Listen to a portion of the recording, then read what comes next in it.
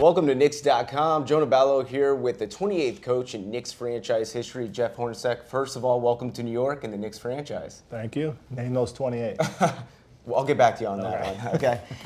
First of all, when we look at your career as a player, obviously with the Utah Jazz and having some great success there, some battles against Phil in the finals, and then you had this little break in between, and then you begin a head coaching career.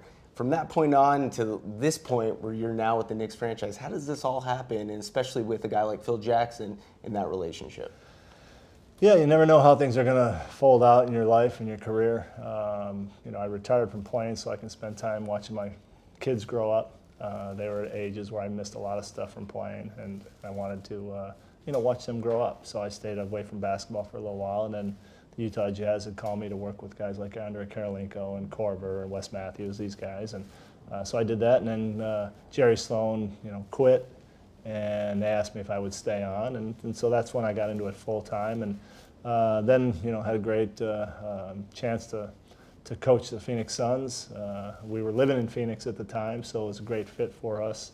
I actually had talked to Michael Jordan, the Charlotte Hornets, prior to that too, so that would have been interesting.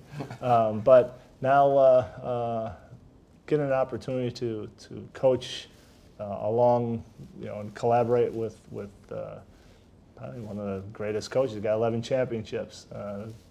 We couldn't beat him when I was in Utah.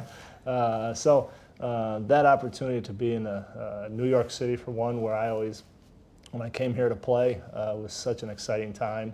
A special feeling when you walk into the Garden, and to be with Phil and this organization is a great thrill for me. Now, we see a lot of coaches, when they make that transition from being a player to a coach, it's a little bit of an adjustment. You've already made that with a couple seasons with Phoenix. Now, we also see coaches who take time away from the game in that break from coaching, whether they go and work as a color analyst, covering the game from a media perspective, and they seem to come back a little bit different with a different perspective. Do you feel that's going to be the same way with you? Did you gain something from that time off in between Phoenix and now with New York? Yeah, it was a relatively short time off.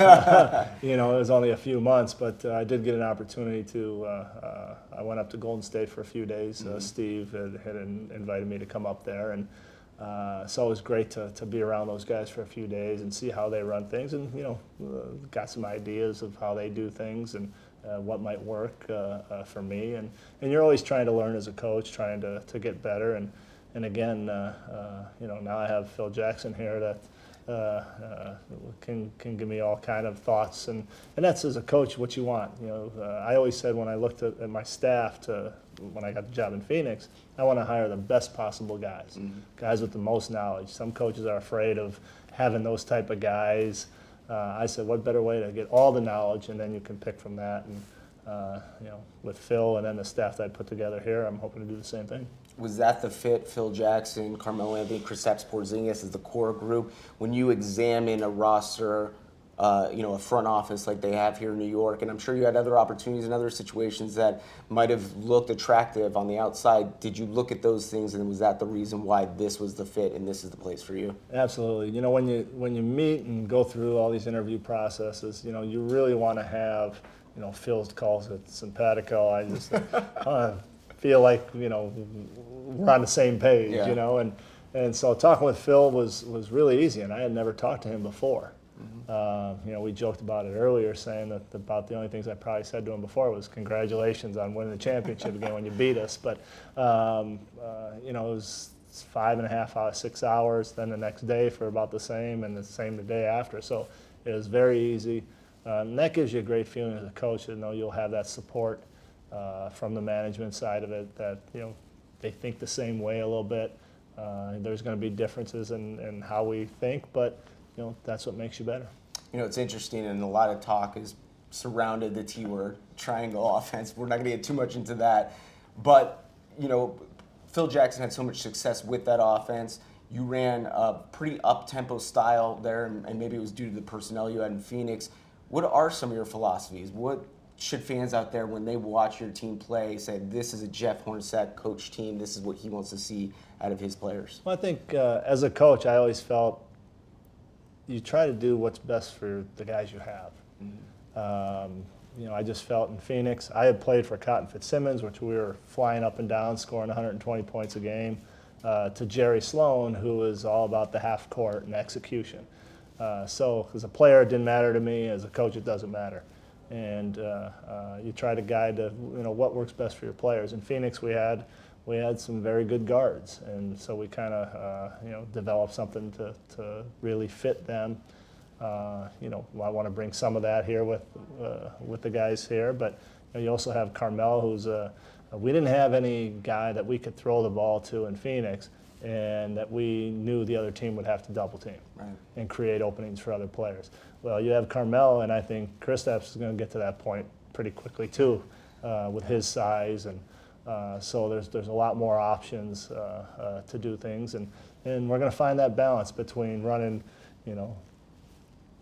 aspects of the triangle, and that's why I laugh, and I think that's why Phil, we got along so well, because when we did talk about that, things that I would like to have done, from our offense in Phoenix, can fit right into the triangle. And as I started talking to him more and more about it, to me it was clear that the triangle is nothing but a floor spacing. Sure. We did the same thing out of a 1-4 set when I played for the Utah Jazz. It's all on reads. If you pass it to this guy, then this happens. If you pass to that guy, that happens. And it just gives you options that when you get into big games or crunch times, when teams really know what you're trying to do, you have an option to go to. And so we're going to hopefully blend that, some of the things that we were able to do in Phoenix with some of the things of the aspects of the triangle, and make a great offense that way, and then continue to work on the defense. I thought they were pretty solid last year, and we can even get better.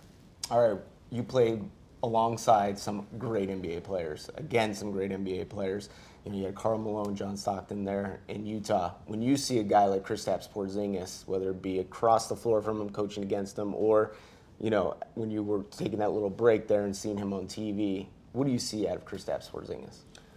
Well, first of all, you can't teach height. First and foremost, at his size, you would think that he would be not uncoordinated, but kind of a little flimsy, and you'd be able to take advantage of a guy like that. I don't think you can. Yeah. I like his toughness. There's a couple times where I could see it in his eyes that he's got the mental toughness. For a kid that's 19 or 20 coming into this league, that's a difficult thing. You're playing against guys that are 35 years old sometimes, and to come out there with the confidence that he has and have a great rookie campaign, he's going to get better as the years go on. Most guys start to hit their stride, almost 27, 28. Yeah. They really kind of come in at 24, 25 and go that next level. I think he might be able to do that a little bit earlier. And so it's very exciting to be able to coach a guy like that and help show him some of the little tricks that we learned over the years that could help him. When you look at this team and you see how they're built, is there any missing component that you see that's a necessity? I mean, you look at the two teams in the finals, right, at the moment, Cleveland and Golden State, two of the top three-point shooting teams in the league, spacing, getting up out in the open floor, and the three-point shooting. Are those two components you'd like to see added to this Knicks team moving forward? Well, you could always use shooting. You would know. You can always have those guys because it'll open up for the other guys. So, and then, again, when you have a guy like Carmelo, and I think Kristaps will get that way, where they're going to have to double team, you got to surround him with some shooters. And so, that could help us. But when you're not winning the championship, you're always looking at some way to improve.